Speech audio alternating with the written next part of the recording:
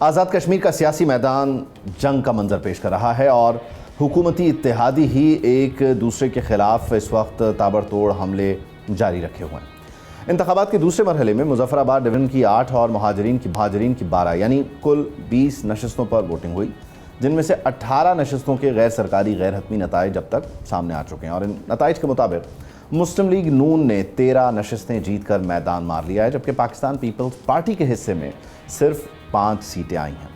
اگر اب تک کے دونوں مرحلوں کے مجموعی نتائج پر نظر ڈالی جائے تو مسلم لیگ نون نے 22 سیٹوں کی واضح برتری حاصل کر لی ہے، جبکہ پیپلز پارٹی کو یہاں بڑا دھچکا لگا ہے۔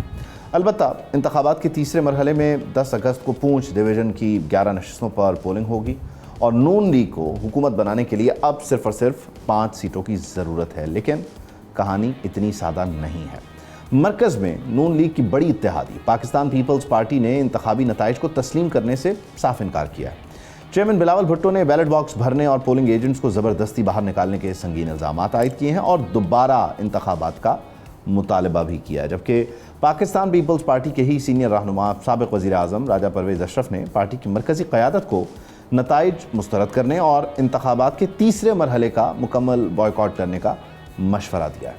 یہی نہیں، ایک اور حکومتی اتحادی استحکام پاکستان پارٹی نے بھی انتخابات کا مکمل بائیکاٹ کرنے کا باضابطہ اعلان کر دیا ہے۔ دو اہم ترین اتحادی جماعتوں کی جانب سے دھاندلی کے الزامات اور بائیکاٹ سے انتخابات کی آخر کیا ساکھ رہ جائے گی، اور کیا اس کے نتیجے میں بننے والی کا اقتدار پائیدار بھی ہوگا یا نہیں، اور مظفر آباد میں آزاد کشمیر میں محسوس کیے جانے والے یہ جو سیاسی جھٹکے ہیں ان کا اسلام آباد پر کیا اثر ہوگا، اس سب کو ان ڈیٹیل ڈسکس کرنے جا رہے ہیں۔ مجھے پاکستان پیپلز پارٹی سے جوائن کر رہے ہیں قادر مندوخیل صاحب، اور مسلم لیگ نون سے ہمارے ساتھ موجود ہیں شمائلہ رانا صاحبہ۔ آپ دونوں کا بہت شکریہ، تھینک یو فار جوائننگ اس۔ مندوخیل صاحب، آپ کا جو نقطہ اعتراض تھا وہ بنیادی طور پہ پہلے مرحلے میں بھی یہی تھا اور دوسرے مرحلے میں وہ ایڈریس نہیں ہوا، اور شاید یہی وجہ ہے کہ راجہ صاحب کہتے ہیں کہ آپ کو تیسرے مرحلے کا بائیکاٹ کر دینا چاہیے، گو کہ پارٹی یا بلاول بھٹو زرداری صاحب کبھی بھی الیکشن بائیکاٹ کے حق میں نہیں رہتے۔ آپ سمجھتے ہیں اس سے بہتر اسٹریٹجی بھی ہو سکتی ہے کہ آپ یہ کہیں کہ نون لیگ آزاد کشمیر میں گالی ہے، اس کے علاوہ بھی کوئی راستہ نکل سکتا ہے؟ دیکھو، یقیناً میری ذاتی رائے بھی یہ ہے کہ الیکشن کا پروسیس کا بائیکاٹ نہیں کرنا چاہیے۔ 1985 میں جب ہم نے بائیکاٹ کیے تو آج تک اس ناصور کو ہم بھگت رہے، تو اس الیکشن بائیکاٹ کا تو میں ذاتی طور خلاف ہوں۔ پارٹی جو مرکزی قیادت فیصلہ کریں گے ان کا الگ ہے، لیکن اب رہا کیا الیکشن میں؟ پہلے مرحلے میں جو حرکتیں، جو کرتوت، جو اوقات، جو داندلی، جو فراڈ وہ ظاہر کرنا تھا، وہ تو مریم بی بی نے دکھا دینا عوام کو سارے کہ یہ ہے الیکشن میں۔ دوسرے مرحلے میں پھر ہم نے ریکویسٹ کی کہ خدا را جو پہلے مرحلے میں وہ ریپیٹ نہ ہو۔ اب رہ گیا آخری مرحلہ۔ میں یہ کہتا ہوں آخری مرحلے میں آپ زور لگا لے، اور میں اس کو بولتا ہوں غلام مصطفیٰ مغل کو، چیف الیکشن پٹواری کو، کہ آپ کو فارم 47 پہلے سے تیار رکھا ہوگا، آپ نے دے دے، لیکن میں پیپلز پارٹی اپنی قیادت کو یہ مشورہ دوں آپ بائیکاٹ نہ دے۔ وہاں پہ تو نون لیگ کے امیدوار گھروں سے نہیں نکل سکتے، تو یہ مرحلہ بھی گزر جائے، پتہ بھی چل جائے کہ نون لیگ کتنا پانی میں، کتنے یہ بڑے 30 مارخان ہے CCD کی مدد سے تو یہ قتل غارت بھی کرتے۔ کل بھی ہمارے کارکن کو شہید کیے، پہلے مرحلے میں بھی شہید کیے ہے، اور آگے بھی پنجاب میں جو قتل غارت کی ہے مخالفین کی وہ بھی آپ کے سامنے ہے۔ تو میں یہ کہتا ہوں یہ آخری مرحلہ بھی گزر جانا چاہیے تاکہ مزید ایکسپوز ہو جائے اور مزید عوام کو یہ ضیاءالحق کی بیانات چارہ جو نا ان کی صورت میں عوام کے سامنے آ جائے۔ شمائلہ صاحب، اب پہلے مرحلے سے ظاہر ہے پیپلز پارٹی کہتی رہی ہے کہ آپ لوگ جو الیکشن مینیج کر رہے ہیں، سرکاری مشینری کا استعمال، بسز، فارم 47 کا تانا، آپ سمجھتے ہیں کہ اگر نون لیگ نے، آپ نے یہی پیٹرن آزاد کشمیر میں اپنایا ہے تو قادر مندوخیل صاحب پھر آپ کے مکمل ایکسپوز ہونے کا انتظار کر رہے ہیں تاکہ پھر یہ اور تحریک انصاف شاید الائن ہو کے ہم آواز ہو کے بتائیں کہ آپ کی حقیقت کیا ہے؟ پیٹرن کیوں نہیں بدل رہا آپ کا؟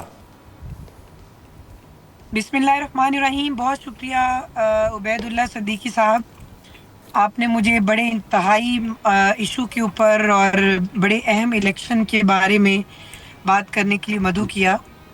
بات یہ ہے کہ دیکھیں، یہ جو الیکشن ہے یہ اپنی نوعیت کا بڑا حساس اور بڑا اہم الیکشن تھا، اور اس الیکشن کے کانسیکوینسز بھی آپ سمجھ سکتے ہیں، اس کی gravity of matter and sensitivity بھی آپ اس کی دیکھ سکتے ہیں کہ اس کو بھارت جو ہے وہ وہاں سے فنڈنگ کر رہا ہے، اور کشمیر کا جو امن ہے اس کو تباہ کرنے کے لیے، اس کو خراب کرنے کے لیے، اور اس کے پیچھے جو ایک ہی جو نقطہ ہے وہ یہ ہے ان کا یک نکاتی ایجنڈا کہ کسی طرح کشمیر کو پاکستان سے الگ کر دیا جائے۔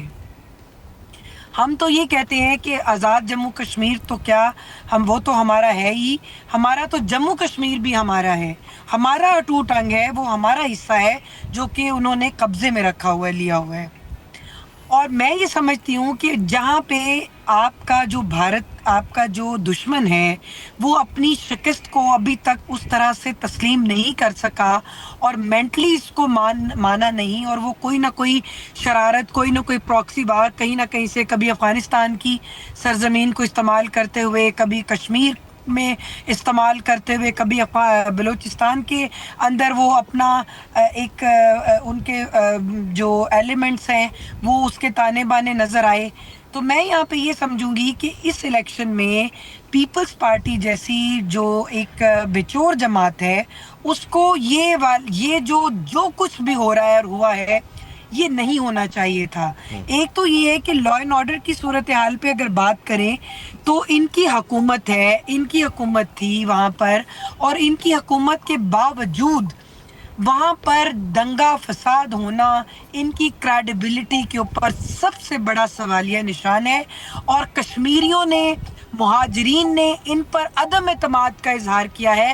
اس کی وجہ، بیسک ریزن یہی ہے کہ یہ ڈیلیور نہیں کر پائے، یہ پرفارم نہیں کر پائے، اور اب ان کی پرفارمنس پہ دیکھتے ہوئے ان سے وہ چیزیں ٹیکل نہیں ہوئیں، تو عوام نے اپنا مسیحا مسلم لیگ نون کو سمجھا اور مسلم لیگ نون پر اعتماد کیا۔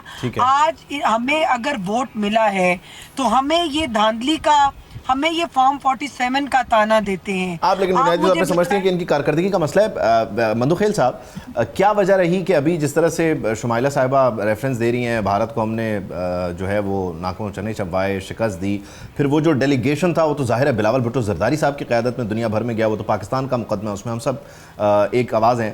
وہی بلاول بھٹو زرداری مظفر آباد میں بیٹھ کے شہباز شریف پر تنقید کر رہے ہیں، نون لیگ ان کے لیے گالی ہے، اور نون لیگ کے لیے بلاول بھٹو بانی پی ٹی آئی کے برابر ہیں، آلدو کہ بانی پی ٹی آئی بھی جو ہیں وہ کسی طرح سے ان کو اس طرح سے ریفر نہیں کرنا چاہیے کہ وہ خدا نخواستہ کوئی تیسرے درجے کی مخلوق ہیں یا کوئی گالی ہیں سیاست میں، لیکن خیر ہمارے یہاں یہ بھی ایک شیوا ہے۔ یہ اتنی چیزیں شفٹ کیسے ہو گئیں آپ کے لیے ایگزیکٹلی؟ آپ کی الیکشن کیمپین میں کچھ غلط ہوا؟ عبید اللہ صدیقی صاحب، یقیناً بانی P T I Imran Khan صاحب بھی ہمارے لیے معزز ہے، محترم ہے، لیکن جس دن بلاول صاحب نے سیاسی مورچہ سنبھال لیا تو عمران خان کیا سب کو بھول جائیں گے یہ کہ یہ پارٹی ہے کون سی؟ یہ ہماری گوریلا جماعت ہے، ہم سیاسی خودکش جماعت ہے، ہم وہ جماعت ہے جو ہم نے مارشل لاؤ کو جو ہے نا لات مار کے باہر نکالا، ہم نے وہ جماعت ہے کہ ہم نے پھانسی چڑھتے ہوئے اور کوڑے کھاتے ہوئے بھی جی بھٹو کا نعرے لگائے۔ یہ مچھر کاٹنے والے، ایک مچھر سے آنسو نکلنے والے اور جہاز کی سیٹ سے باندھ کر کے یہ ملک سے بھاگنے والے، یہ ہمارے مقابلہ کہاں کر سکتے ہیں؟ اور پھر شمائلہ بی بی کہتی ہے کہ ہم نے کارکردگی کا نعرہ تو آپ نے جی بی میں بھی لگایا ہے کہ آپ کو لاہور چاہیے یا کراچی، تو جی بی والوں نے بتا دیے کہ ہمیں بلاول کا کراچی چاہیے، سی سی ڈی کا لاہور نہیں چاہیے۔ پھر آپ نے کشمیر بھی آپ کہتے ہیں کہ یہ ہمارا دشمن ملک بھارت اس میں فساد کر رہا ہے۔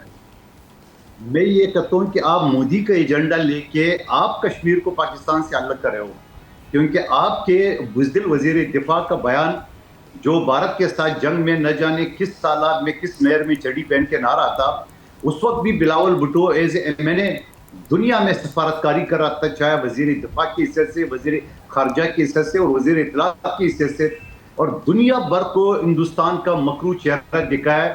اور پھر میں یہ کہوں گا کہ فیلڈ مارشل اور کمانڈر تو فوجیوں کے ساتھ بارڈر پہ بھی نظر آ ہے، ٹینکوں کے بھی نظر آیا ہے، اور یہ بزدل وزیر دفاع کس نہر میں نہا رہا تھا، ذرا ایک فوٹیج تو دکھاتے جہاں یہ فوجیوں کے ساتھ کھڑا تھا۔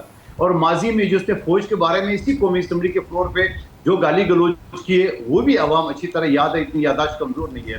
تو میں یہ سمجھ رہا ہوں کہ مودی جو ہے نا کشمیر کو پاکستان سے الگ نہیں کر رہے، نواز شریف اور مریم الگ کر رہی ہے کشمیر کو، کیونکہ جس طرح رانا ثناء اللہ نے بولا کہ 10 سیٹیں ہماری جیب میں، کل جو ہے نا وہ غلام مصطفیٰ مغل نے اس کی جیب میں ڈال دی آپ کے سامنے۔ میرے حلقہ جو کراچی میں مہاجرین کا سیٹ ہے LA40 بلدیہ ٹاؤن ڈسٹرکٹ کی ماڑی میں، وہاں پہ خود میں سارا دن موجود تھا. پیپلز پارٹی نے لیے 190 میں سے 175 ووٹ، نون لیگ اور MKM نے دونوں مل کے 9 ووٹ لیے، جماعت اسلامی میں 3 ووٹ لیے. آپ کے پاس نہیں ہے رزلٹ تو میں آپ کو بھیج دیتا ہوں.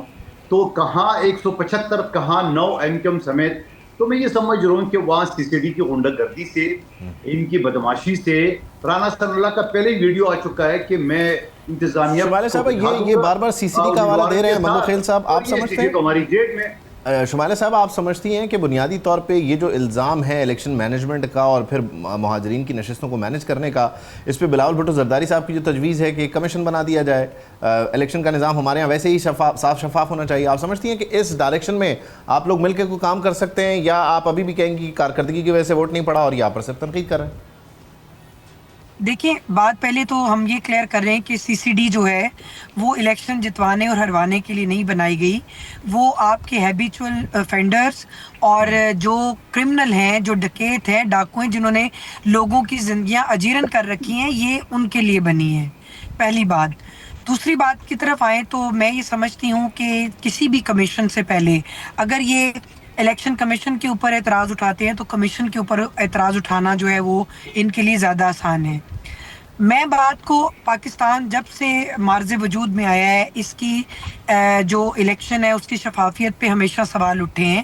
جو ہارتا ہے وہ کہتا ہے کہ دھاندلی ہوئی ہے، جو جیتتا ہے وہ کہتا ہے اس سے زیادہ تو شفاف کرسٹل کلیئر کوئی چیز ہی نہیں ہے. میں یہاں پہ یہ کہوں گی کہ جو سیاسی جماعتیں، جو میچور جماعتیں جیسے مسلم لیگ نون ہے، ہم گلگت بلتستان میں ہارے، ہم نے اپنی شکست کو تسلیم کیا اور ہم نے ان کی جو مینڈیٹ ہے اس کو تسلیم کیا. اسی طرح آپ کو یاد ہوگا خواجہ سعد رفیق صاحب نے اپنی جب سیٹ نشست کو سے وہ جیت نہیں سکے تھے تو انہوں نے جو بھی فیکٹرز اور ایلیمنٹ تھے انہوں نے اس پہ بات نہیں کی. انہوں نے کہا جی میں اپنی شکست کو تسلیم کرتا ہوں اور میں مبارکباد دیتا ہوں لطیف کھوسہ صاحب کو. تو میں یہ سمجھتی ہوں کہ آج بھی اسی اسپرٹ کی ضرورت ہے. ٹھیک ہے، تو شمالہ صاحبہ یہ کہہ رہی ہیں مندوخیل صاحب کہ اگر وہ جیت رہے ہیں تو آپ کے چیئرمین کو چاہیے کال کر کے وزیر اعظم کو مبارکباد دے دیں. آپ مبارکباد ہی نہیں دے رہے. دیکھیں، پہلے میں تو خواجہ آصف کو جو بیان کیا بالکل درست، اس پہ کوئی شک نہیں ہے. تو کیا خواجہ آصف نے خود میڈیا پہ آ کے نہیں بتایا کہ میں نے رات 3 بجے جنرل باجوہ کو فون کیا ہے اور صبح رزلٹ اس کے حق میں آ گئے. اور 37 سال سے یہ شخص سیالکوٹ سے ہائیبرڈ نظام کے تحت جیتا ہوا رہا ہے، مگر کارکردگی آپ کے سامنے ہے. ٹھیک ہے. پھر دوسری بات یہ کہتے ہیں کہ ہم نے الیکشن تسلیم کی. نہیں بیبی، آپ نے تسلیم نہیں کیا.